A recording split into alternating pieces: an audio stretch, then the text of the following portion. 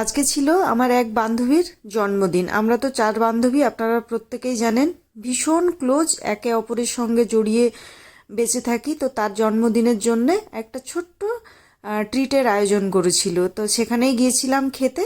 ওটা অন্য কোথাও নেই, এই যে বহরমপুর শহরে 12 মাস 13 পার্বণ বলে একটা জায়গায়। তো এই পাশে যিনি আছেন তিনি আমাদের সিনিয়র দিদি, আর এটা আমার বান্ধবী যার জন্মদিন উনি। তো কি বলুন তো, অসাধারণ এখানকার খাবার দাবার। আমরা কি বলুন তো, যেখানে একটা জায়গায় খেতে থাকি, তো তো বিভিন্ন জায়গা দেখি না, খাবারটা খুবই সুন্দর।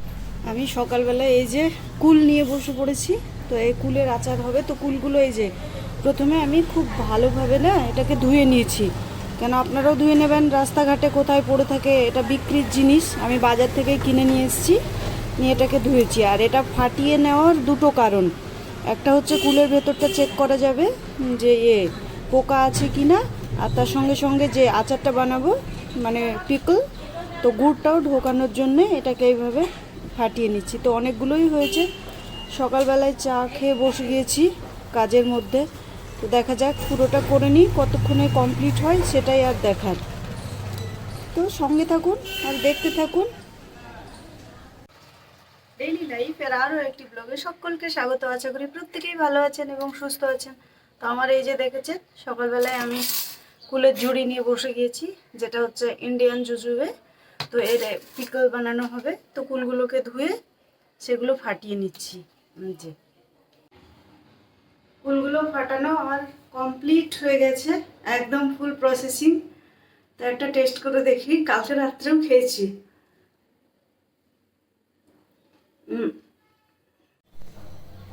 তো এখন বাজছে সকাল 10টা। তো আজকে কি কি রান্না বান্না হবে পুরোটাই আপনাদের সঙ্গে দেখাচ্ছি। এই যে দেখেছেন 6টা পটল। এখন পটল সব থেকে মানে দামি সবজি, 300 টাকা কিলো। তো 6টা পটলে 100 গ্রাম হয়েছে। পটল ভাজা হবে, ভেন্ডি ভাজা হবে। ভেন্ডি 200 টাকা কিলো। আজকে সব মানে হাইফাই বাজারে রান্না। আর এই যে এটা একটা মাছ, এটা একটা মাছ, 2 রকমের মাছ হবে। রান্নাগুলো জটজট করে নিই। ছোট মাছ চচ্চড়ির জন্য এই যে কড়াই চাপিয়ে দিয়েছি। তো কড়াই গরম হয়ে গেছে, তেল দিয়ে দিলাম। আপনারা কারা কারা এইভাবে মাছ চচ্চড়ি খাবেন আমাকে কমেন্ট করে অবশ্যই জানাবেন। তো তেলটা একটু গরম হোক। তেল গরম হতে হতে আপনাদের সঙ্গে একটু গল্প করে নিই। এই যে এটা দেখছেন, এটা কিন্তু মেলাতে কিনেছি। আমার লবণের ভাঁড়টা ভেঙে গিয়েছিল, তো এটা দাম নিয়েছে 100 টাকা। ওটা কিন্তু ভিডিও করিনি। তো যাই হোক, এটাতে লবণ রেখেছি, এসে ভালো করে একদম ধুয়ে মেজে তাতে লবণ রেখে দিয়েছি। আর এই যে মাছ এবার হবে। তো মাছের মধ্যে পেঁয়াজ, আলু আর খুব দামি যে পটল সেটা 2টো কেটে দিয়েছি, দিয়ে এটাকে একটু নেড়ে নেব, নাহলে কিন্তু টেস্ট হবে না। তো আমরা ছোটো মাছ সবসময় এইভাবে চচ্চড়ি করেই খাই, ঝোল কিংবা রসা টসা খুব কমই খাই। তো আলু পেঁয়াজগুলো হালকা হালকা ভাজা হয়ে গেছে। তো এতে আমি এই ধনে গুঁড়ো, জিরে গুঁড়ো, হলুদ গুঁড়ো, লঙ্কার গুঁড়ো এগুলো দিয়ে দিলাম। আর তার সঙ্গে দিয়ে দেবো একটু আদা রসুন বাটা। আমরা অবশ্য মাছের মধ্যে আদা রসুন খাই। তো দিয়ে আর একটু নেড়ে নেব। হ্যাঁ, তার সঙ্গে এবার অল্প পরিমাণে এই যে পরিমাণ মতো লবণটা দিয়ে দিলাম, আর অল্প একটু টমেটো দিলাম। তো আপনারা যারা ইউরিক অ্যাসিড আছে অবশ্যই টমেটোর বীজ ফেলে দিয়ে খাবেন। কেমন, বীজ ফেলে দিয়ে খেলে কিন্তু ক্ষতি হয় না। আর যাদের কিডনির প্রবলেম কিংবা ইউরিক অ্যাসিড থেকে থাকে তারা অবশ্যই বীজ ফেলবেন, নাহলে কিন্তু টমেটো খাবেন না। তো এবার একটু জল দিয়ে দেব। মশলাটা তো কষা হয়ে গেল, কেন কি এগুলো খুব ক্ষতি করে। শীতের সবজি তো খুব একটা ভালো না। তো এটা ফুটে যাবে, তারপরে আমি মাছটাকে দেব। তো এইগুলো যে ফুটে গেছে, আমি এবার মাছগুলো দিয়ে দেব।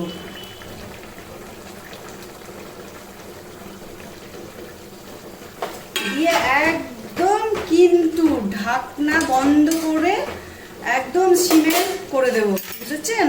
এই যে থাকলো এই, এবার এ আস্তে আস্তে হবে, তবেই এর টেস্ট আসবে। দেখি মাছ প্রায় হয়ে এসছে। এই যে, তো ঝোলটা তো মরে যাবে, আর তার সঙ্গে একটু ধনেপাতা না দিলে তো হয় না, তাই কুচিয়ে কাচিয়ে একটু ধনেপাতা দিয়ে দিচ্ছি। অনেকটাই দিয়ে দিলাম। তো একটু লবণটা চেক করব, তারপরেই নামিয়ে নেবো একে।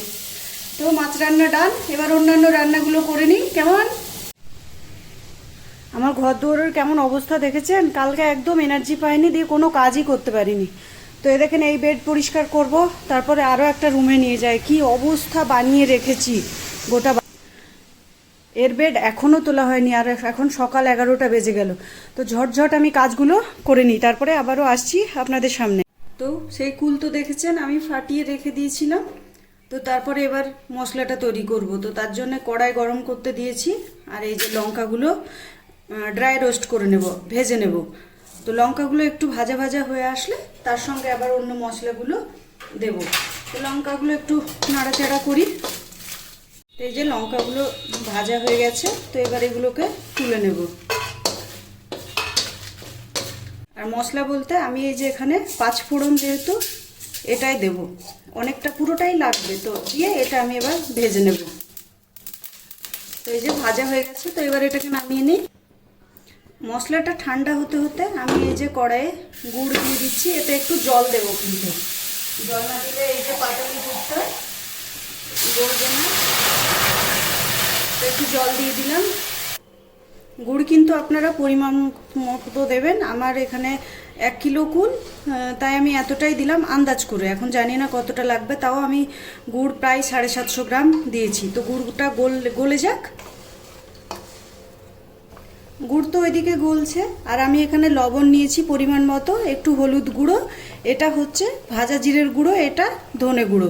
যেহেতু আমি যে মশলাটা রেডি করেছি ওতে জিরে আর ধনেটা নেই, সেই কারণে আমি আবার এটা ঘরেই ছিল, তো ওটাই কাজে লাগিয়ে দিলাম। ভীষণই সিম্পল জিনিস। যে মশলাটা আমাকে ভাজতে দেখলেন, মিন্স ড্রাই রোস্ট, তো সেটা আমি এই যে দেখুন একদম গুঁড়ো করে নিয়েছি। আর এদিকেও গুড় প্রায় গলে এসছে, আর এই টুকরো হলেই হয়ে যাবে। তো আমি এটাকে এবার এর মধ্যে কুলগুলো এই যে দিয়ে দেব, ইন্ডিয়ান জুজুবে দিয়ে এটা আমি ভালোভাবে সেদ্ধ করব। জল যদি থাকে না, তবেই আপনার কি বলুন তো, মানে কুলের আচার নষ্ট হয়। আমি কিন্তু জল রাখবো না। তো এইভাবে গুড়ের মধ্যে আগে কুলটাকে খুব ভালোভাবে সেদ্ধ করে নেব।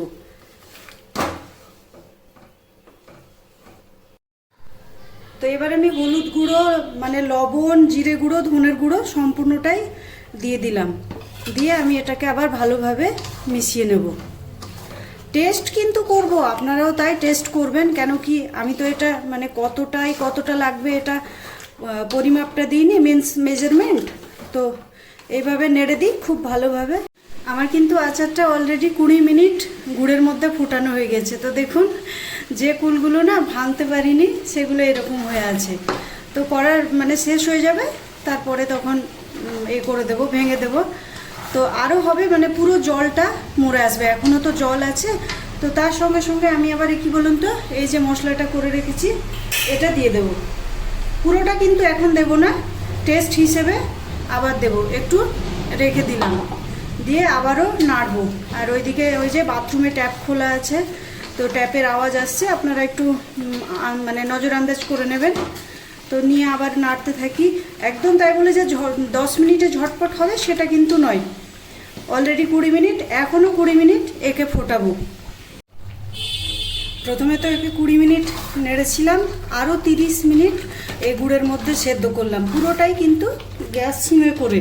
আর এবার গ্যাসের ফ্লেমটাকে হাই করে দিয়েছি, দিয়ে দেখলাম সম্পূর্ণ কুলগুলো সেদ্ধ হয়ে গেছে, মিষ্টিটাও একদম ঠিকঠাক আছে, মানে কোনো কিছু লাগবে না।